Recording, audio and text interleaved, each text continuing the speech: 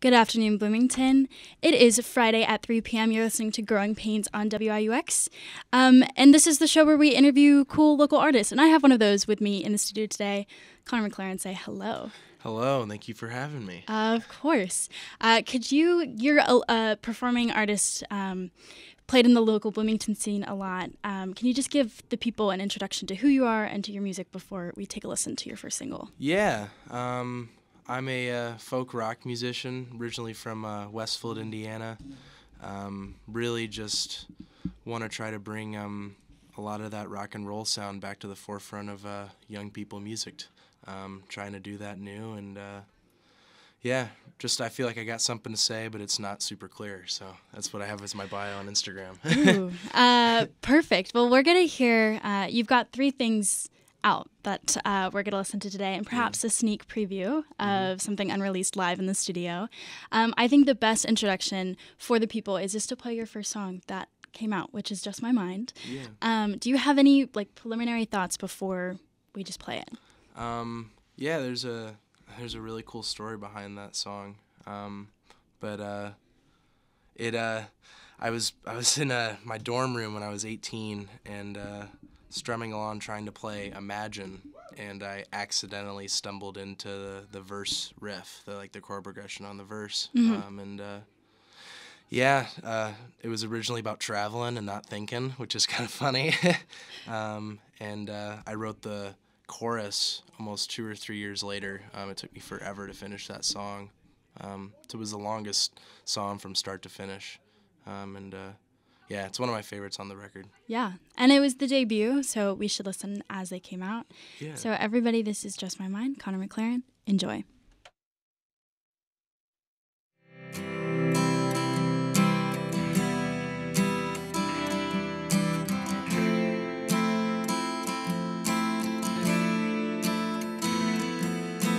I've been thinking away too long,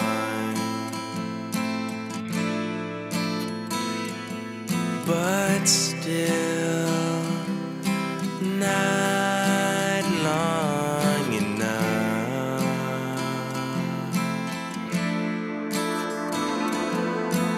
I've been thinking so long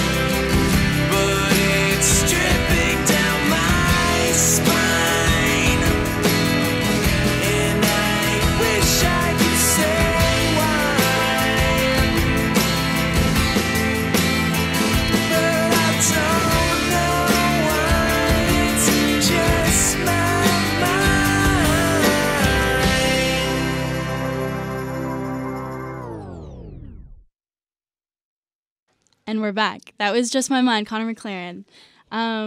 What a beautiful song. Can you tell us a little bit about what the song's about?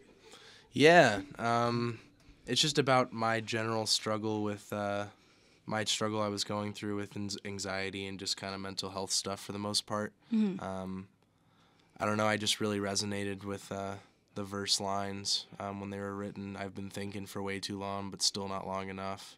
I just felt like that really resonated with me, and I really wanted to let it go, but it was dripping down my spine, and it just is really truthful. That song really was a big part of me at one point. I'm glad to say I feel like that part of me is kind of over, but I know it's a really emotional song that a lot of people connect with, and yeah. It was cool listening to it. I haven't listened to it in a long time, so that was cool listening to it. Yeah. No, I think it's really a powerful song because, I mean, like the repetition in the verse and the chorus, I mean, it really drills home, like, I don't know, just the fighting, feeling trapped in your thoughts maybe, and just kind of how that plays out. So I think that's a really beautiful song. Thank you. Yeah. I wanted to talk a little bit more about the context of the song and a project as a whole, because we've got these 3 singles out from you. This is not the end of your music. This is just the beginning.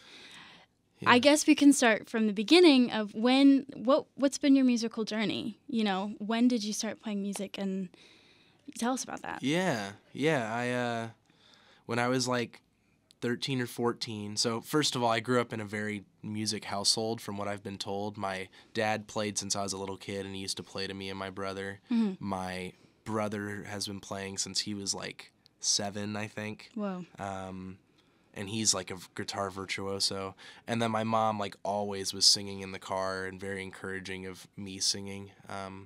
And like, so the first thing that kind of happened was in 4th grade, we got a karaoke machine and it had Wonderwall on it. And my dad had never heard that song before somehow, because in the 90s he was in med school, so he wasn't really, paying attention to the cool scene that was going on.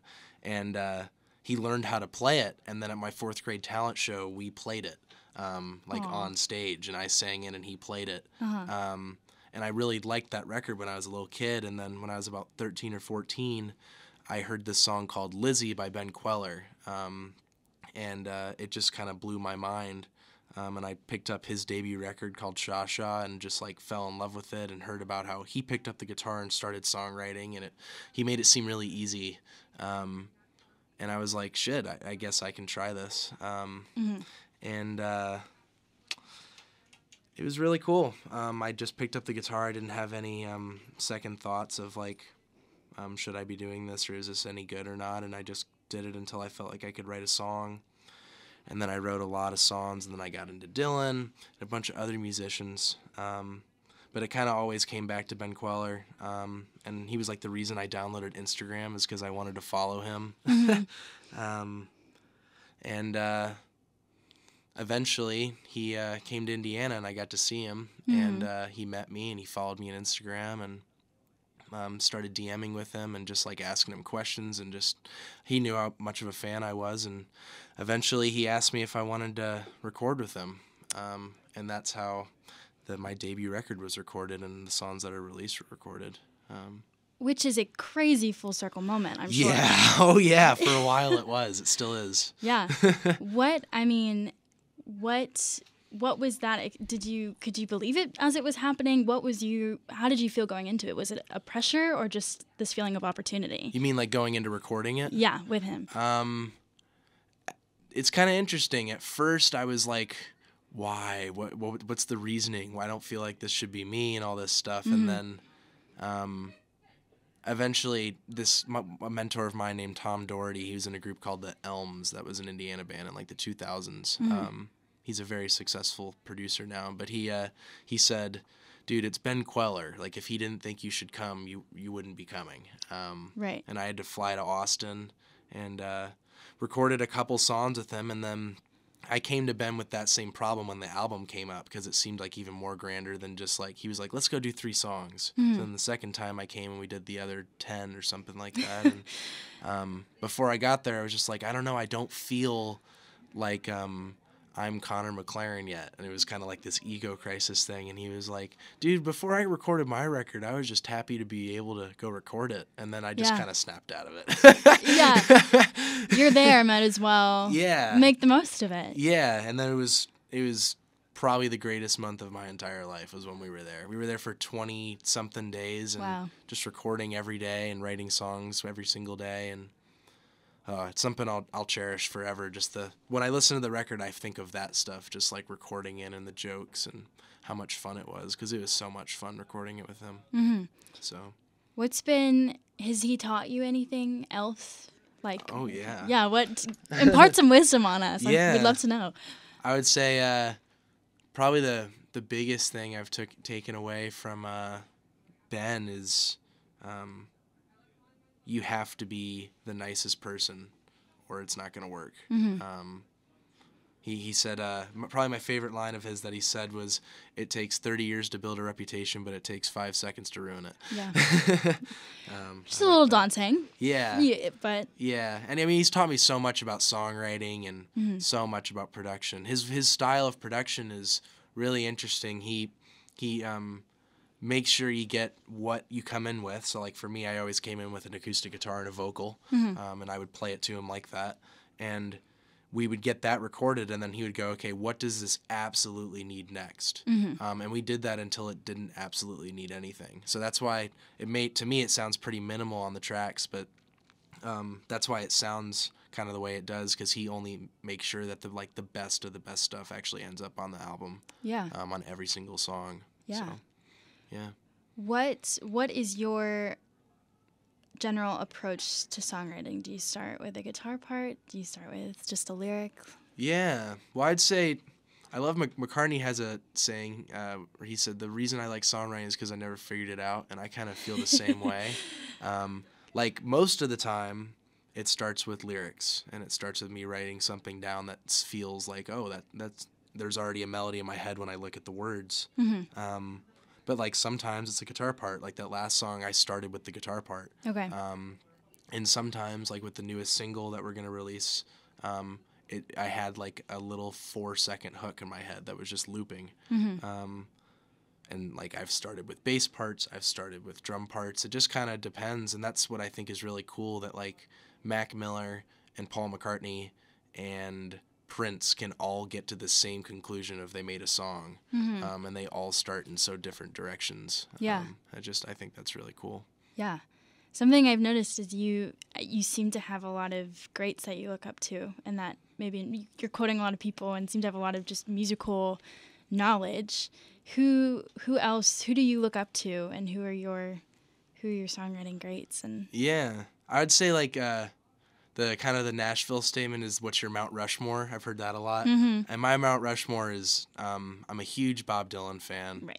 I'm a huge Noel Gallagher fan. He's from Oasis.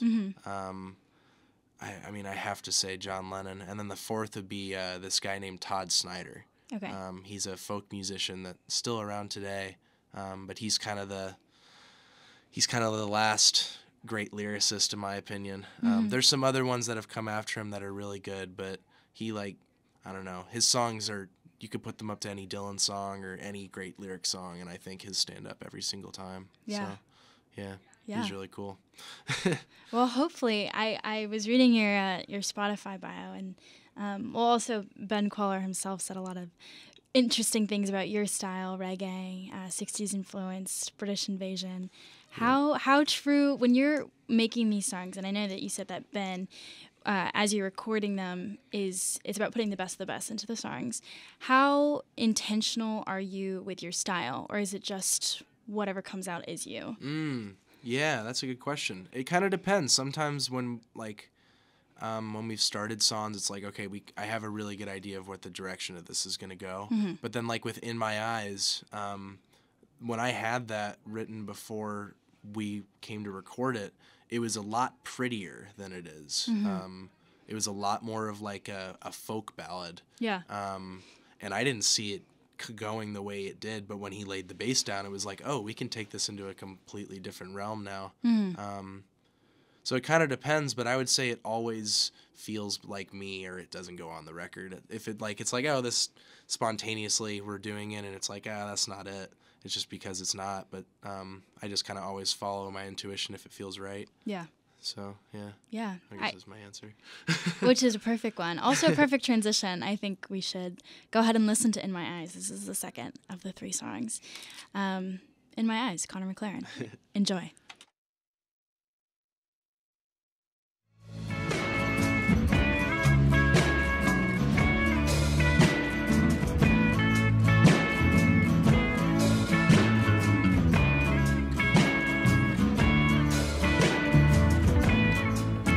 It's hard to see what's given when all your friends are gone. The birds are here, I listen, but today they have no song. All the people are virtually going in this rolling marathon. Identities get stolen, but to me you still live on in my eyes, in my eyes. Forever you'll be a legend in my eyes.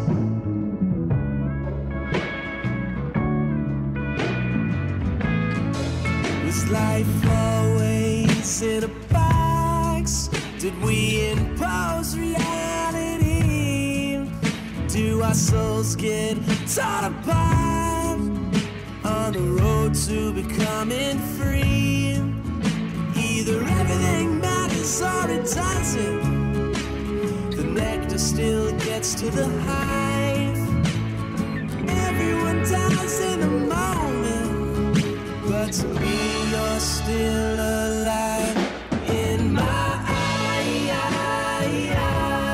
in my eyes.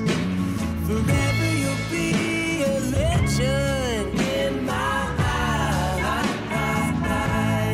in my eyes, in my eyes. Forever you'll be a legend in my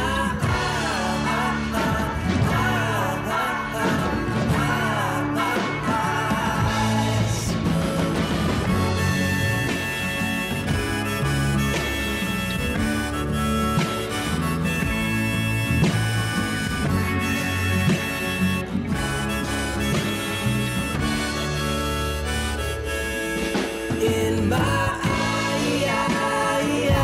eyes, in my eyes. Forever you'll be a legend in my eyes, in my eyes, in my eyes. Forever you'll be a legend in my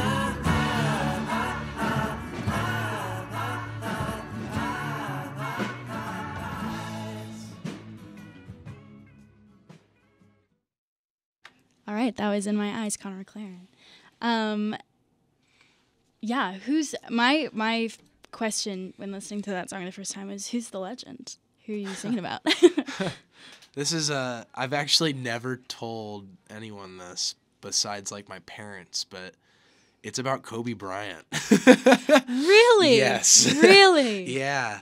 I wrote that the day he passed away. Oh my goodness. I wrote that whole song because I'm a really big NBA fan, and I wasn't necessarily the biggest Kobe fan, but I saw like it. That was like that was a day where I remember where I was and when I was. Yeah. Or like everything when he passed away. So Yeah.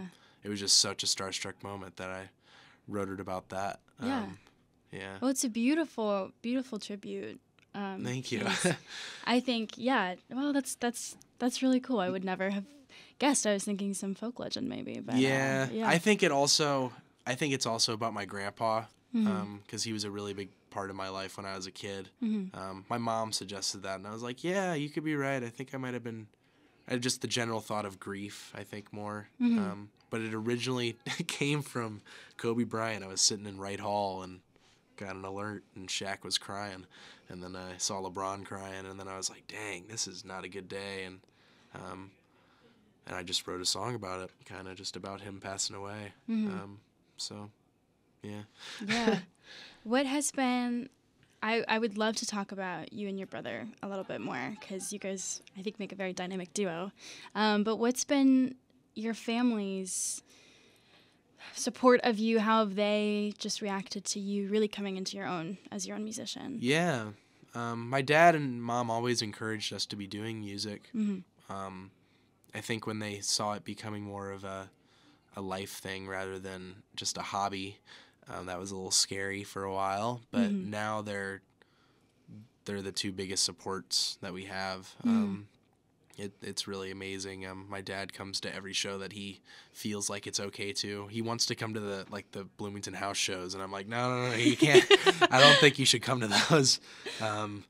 But he comes to every show. Like, they're gonna go to. I have shows in Chicago next month, and they're gonna go because they just want to come and watch. That's awesome. And it's just really cool. And Alec has been really great. I mean, he tells me all the time that he gets inspired. The reason he's continuing to thrive like he is because I've been so driven by wanting to do this. So I'm really appreciative of him continuing to kind of make me feel like I should be driven. Yeah. No, so Alec, your brother, you guys have been performing a lot together. And you were just telling me as we were listening, just kind of how the scale of you guys performing. You performed a ton together this summer. Can you tell the people a little bit more about that? Yeah. This summer, we followed a bunch of bands around. Like, I followed Ben Folds around. I followed this band called Guster, which I'm a huge fan of. The Grateful Dead. I'm trying to think. There was some. We played outside of a Michael Franti show. We were at the Holiday Park that's like in Broad Ripple, like every day basically, like annoying the crap out of the security there. And we went to as far as like Cleveland. We went to Cleveland to open for to close out a Ben Folds show, and we went to Chicago, I think, for it, Columbus, just to play outside to get some of these people's fans and give them a sticker with my QR code on it. And hopefully they want a shirt, they like the story, they follow on Instagram, and it worked. I got to thank the label on that. It was their idea, but it really worked. It was very on brand for what I wanted to do. I was down to do it, and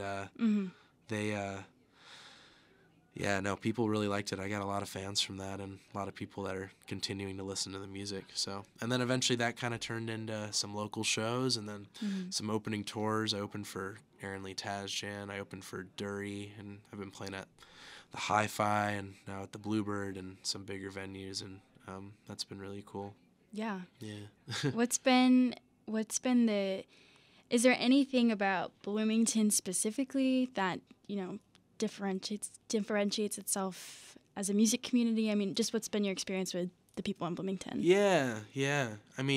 I've played at other colleges and played house shows there, and I don't know, there's just there's a lot better musicians here because of the Jacobs School, so the music's just a lot better, and I think there's a lot more of an appreciation for it. I've really come to fall in love with the fact that there's just college kids that want to go to a show, or they might not be able to hear the music very well, but they know that what's being played is full of emotion, and they just appreciate that. That's kind of what I feel like is the reason people go to these house shows for.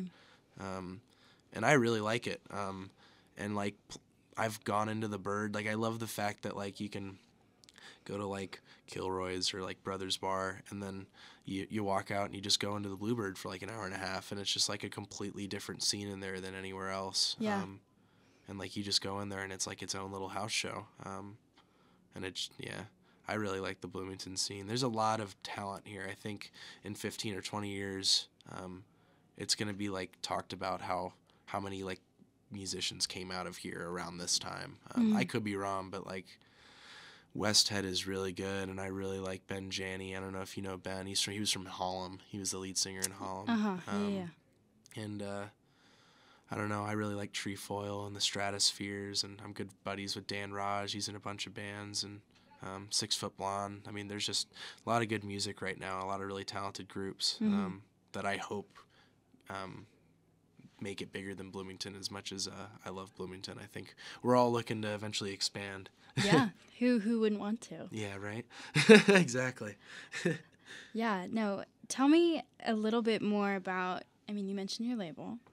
How did that happen? Yeah, that was just kind of, that was through Ben. I mean, Ben's the head of the label, so when he asked me to come and record, I did, and the recordings went well, and he sent it to his label, and I think the label liked it, and they saw how much I was working and what was going on, and we recorded the rest of the album, and then he was like, "Hey, dude, I think we want to sign you." It was just kind of like that nonchalant, like, I think this is just something we're going to do, and it was weird. Like, I have a record deal, but it didn't feel like I was signing this big record deal when I signed it and stuff, so Yeah.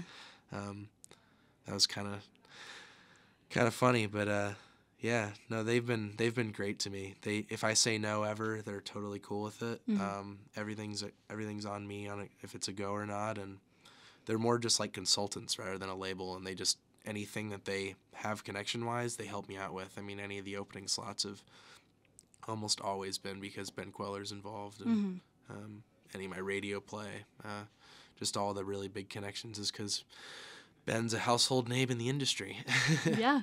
So super nice.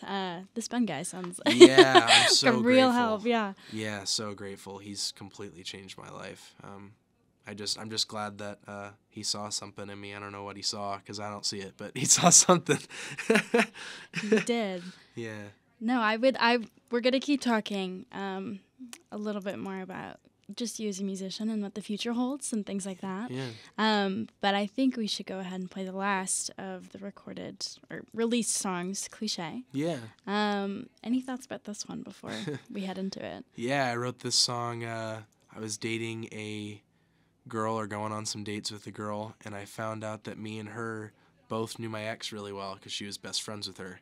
And it was my ex. It was like the ex. And I was pretty starstruck by that, but I wasn't like against dating her anymore. And then a couple days later, she told me that it was like, hey, I know this is cliche, but it's the truth. It's me. It's not you. I just don't think we should do this anymore. And then she started dating a guy like 2 weeks later.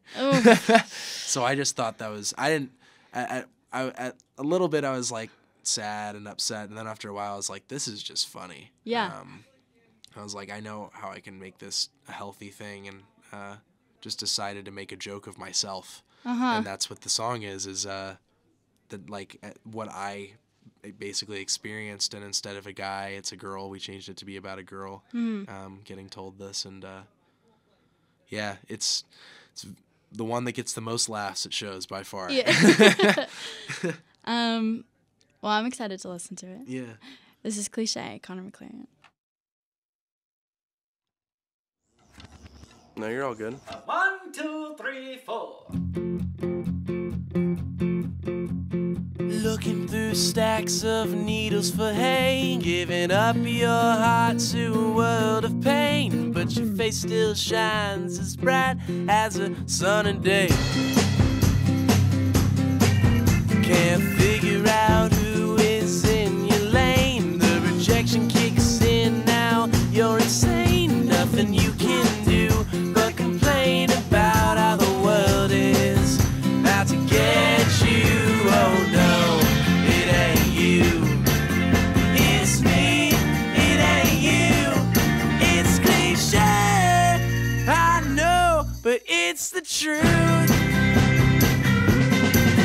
There's nothing you did or you do to make me think any less of you. It's cliche, I know, but it's the truth. It's me, it ain't you.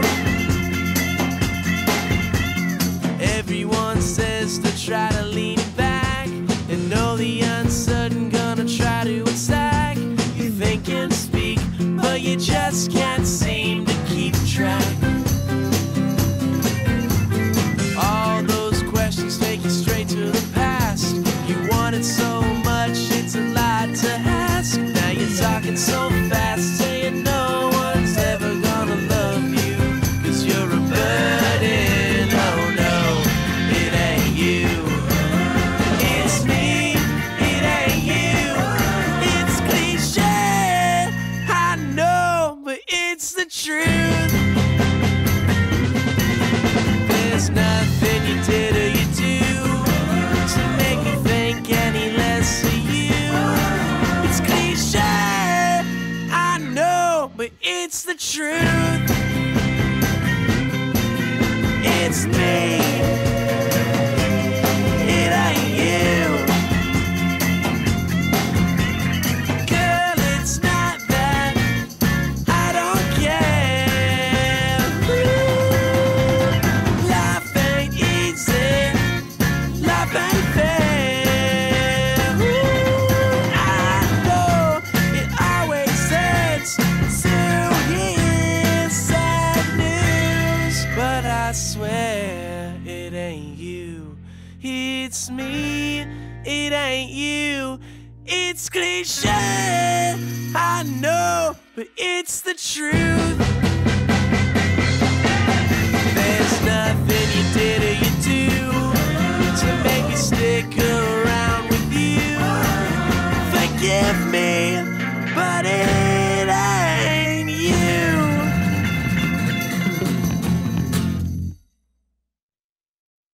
All right, Cliché, Cliche. the final of the recorded ones.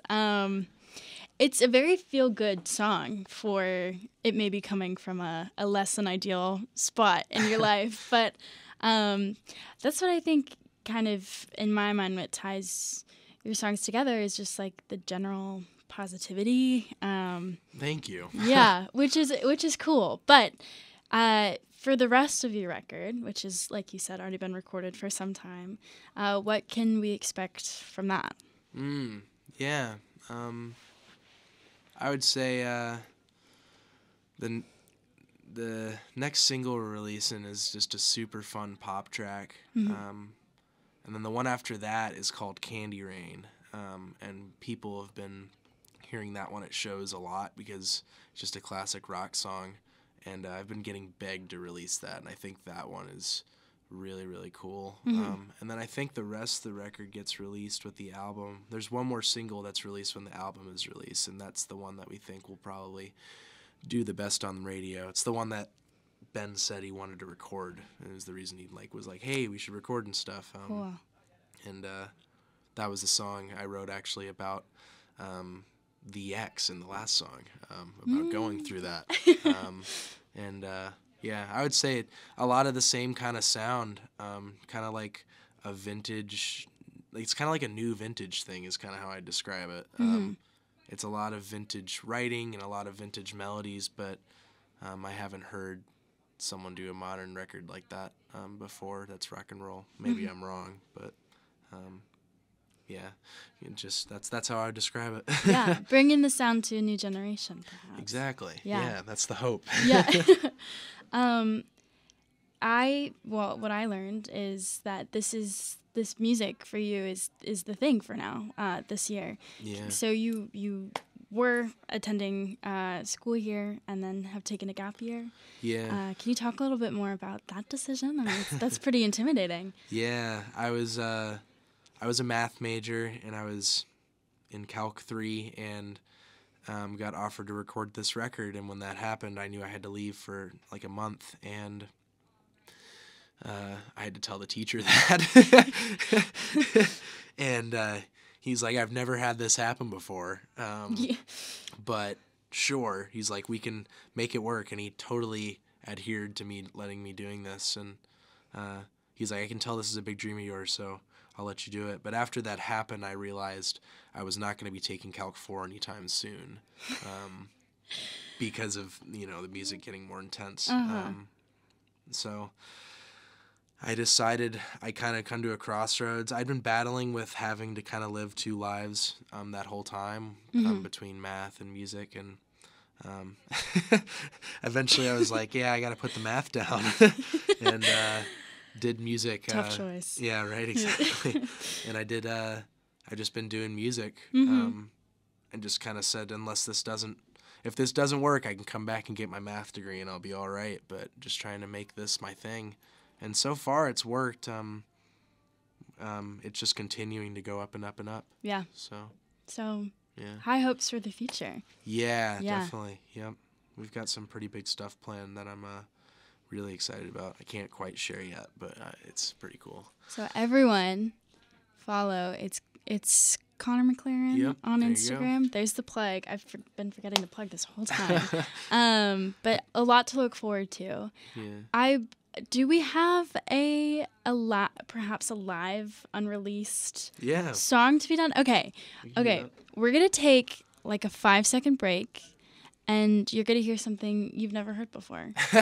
So stay tuned, everybody. And also, after Connor is ForeDaze, and we're going to be listening to their debut song. So we'll be back in just a second.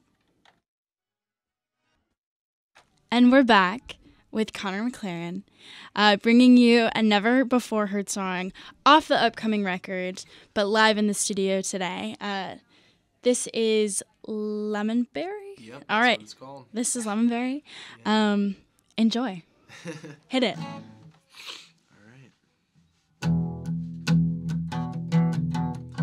Tell me why you had to go. Crawl into your cave, turn to stone. Left me lost in love. Was I just not enough? Wish I'd known. Would you know?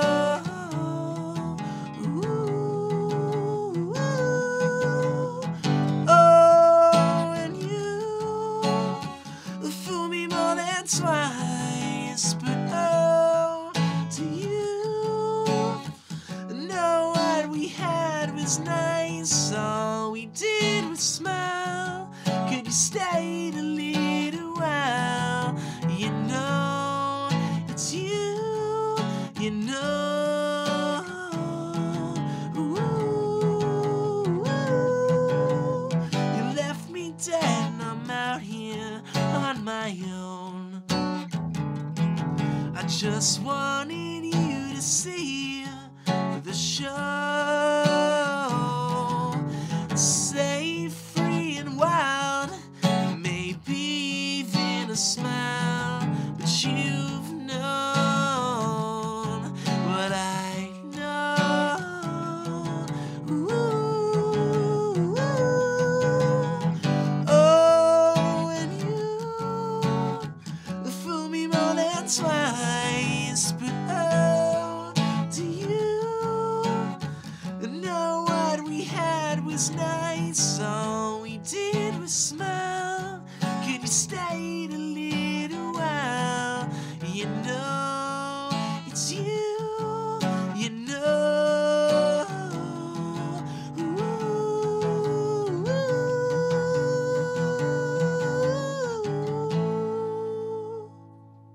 Yes! Woo! Give it up for Connor, everybody. Thank you. That is the first live performance we've had at Growing Pains. Ah, cool. So an honor to have you do that. Okay, everyone, I hope you're pumped for the future of Connor McLaren, for what you're going to hear off his debut album, Innocence. Thank you so much for joining us in the studio today. It's been a real honor, a real pleasure to get to know you and talk to you. Thank you for having me. I really appreciate it. Of course. So everyone, stop what you're doing right now. Go follow. It's Connor McLaren on Instagram. Can I spell that real quick? Yeah. People do it Oh, wrong. yeah, absolutely. It's Connor is Connor, and the McLaren is McLaren like the car, but I'm not related. Yeah, just a cool last name. Thank you. Once again, thank you for coming on. The rest of you, stick around. We're going to have ForeDaze on in just a couple minutes as we debut their first single. So this was Growing Pains, and we'll be back in just a second. Hello, Bloomington. Welcome back. This is Growing Pains. We just had a wonderful time with Connor McLaren. We are now joined back again in the studio with another amazing group, ForeDaze. A few members of ForeDaze. Say hello. Hello. So who are you guys? Introduce yourselves. Yeah, I'm Marty Abadi, and I do vocals and rhythm guitar in ForeDaze. And I'm Alex Capelli, and I play bass and also do some backing vocals in ForeDaze. Welcome to the studio. Unfortunately, we cannot be joined by the other two members, but we're so thrilled to have you guys here. This is an exciting day because your first single just dropped overnight. Tell us about it. What is the song? What are we going to hear in just a minute? How do you feel about it? Yeah, so basically, I came up with like a little riff, and The band ended up liking it, and then from there we kind of just like kept on adding more. Alex had an amazing bass line, little nice bass solo. A funky one, yeah. Yeah, and we kind of just all put like our own personal taste into it, and it ended up becoming Cosign. Yeah. Something that I like about this song is that it doesn't have like a traditional like structure, I guess, that like a lot of songs follow, in terms of like there's kind of only like one verse and then there's a couple choruses and then it goes into like a breakdown. But yeah, I think it all came together, all of us like putting in our little like tweaks and suggestions. So yeah, which we're gonna hear in just a second. But how long have you guys been working together? How long has ForeDaze been a thing? It's actually like we actually started playing around this time last year, so it's kind of like our 1-year anniversary. Happy anniversary! Yeah, no, so it feels good. It feels like, good timing with, like, actually having something out now. So, yeah, it feels good. Yeah. I think the best course of action is to go ahead, play the song. I'm so excited. Everyone, this is Cosign by ForeDaze. Enjoy. Listening to myself, I thought I could read the room, never really imagined something quite like this. I wonder when, I start to wonder what's occurred. Forgotten all I thought I knew, waiting for that time and day.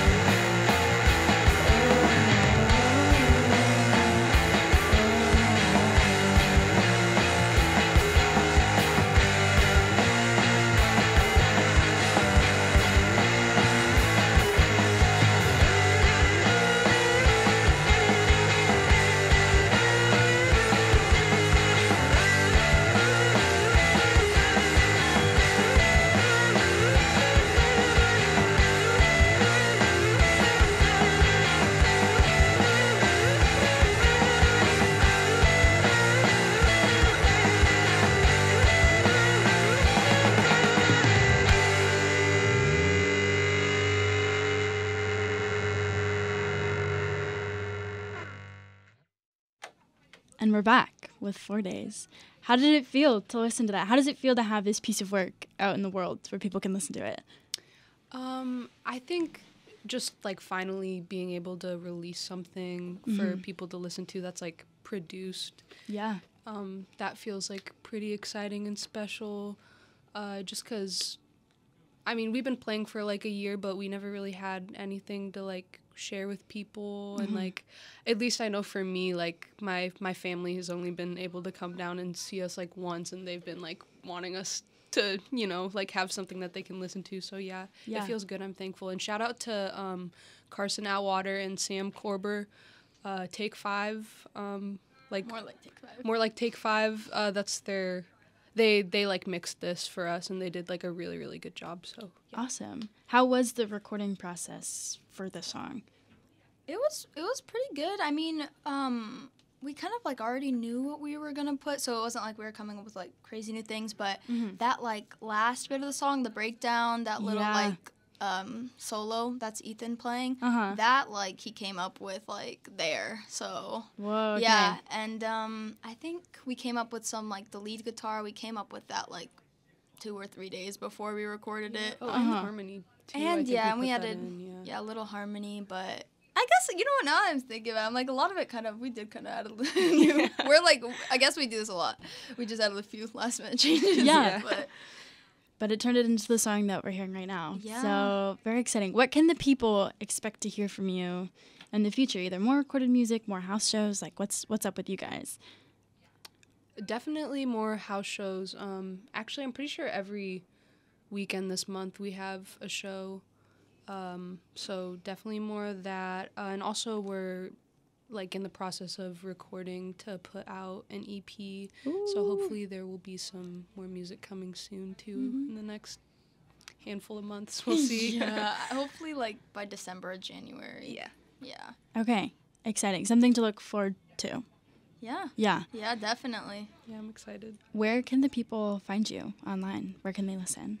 Okay, so right now it's like, as we have stated on our Instagram, we made some last minute changes, and there's some confusion as to like when the song would like be released and where it would be. Right now, it's definitely on Spotify, Awesome. and it's probably gonna be, and it's on TikTok, and it's on TikTok, but it's gonna be everywhere like by next week. Awesome. And you can follow us on Instagram, ForeDaze Band, ForeDaze Band. Yeah. Well, everybody, you better do that because I know you like the song, because how wouldn't you like the song? Yes, ForeDaze, Marty, Alex, thank you so much for joining us in the studio. Thank you for having us. Come back when the EP drops. I know we're all excited for that. But everybody tuning in, thank you so much for listening to this week's edition of Growing Pains. I'm here every Friday at 3. We've had an amazing lineup of musicians come on so far, and more to come, so stay tuned. Thank you all for listening. It's been a pleasure. Enjoy the rest of your Friday.